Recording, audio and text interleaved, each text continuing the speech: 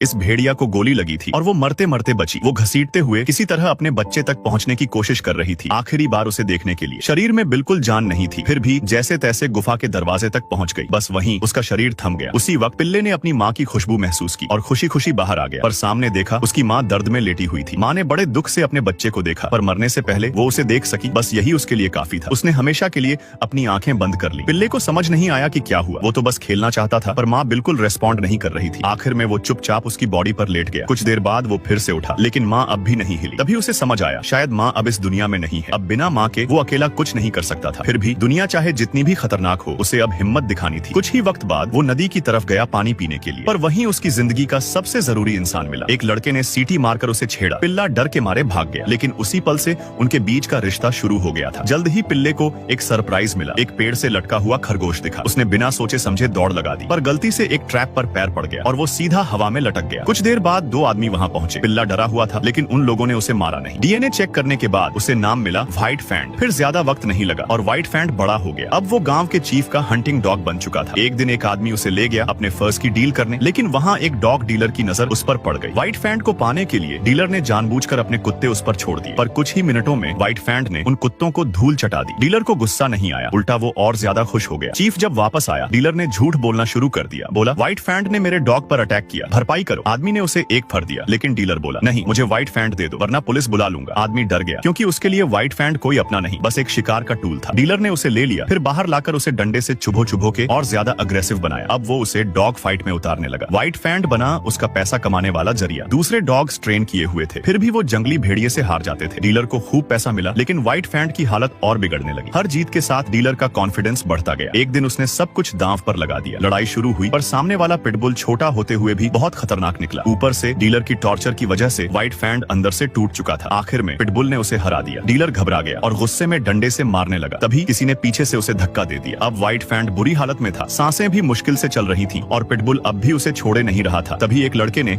लोहे की रॉड से पिटबुल को रोका। व्हाइट फैंड मौत के मुंह से बच गया। लड़के ने उसे उठाया और अपने घर ले गया। उसके जख्मों पर पट्टियां की, बहुत प्यार से उसका इलाज किया। तभी व्हाइट फैंड ने देखा, ये वही लड़का था जिसे उसने पहले नदी के पास देखा था। माँ के जाने के बाद वो अकेला था, लेकिन अब उसे फिर से किसी का साथ मिला, उसे फिर से प्यार मिला। और फिर वीडियो लाइक करने पर पार्ट 2 मिल जाएगा।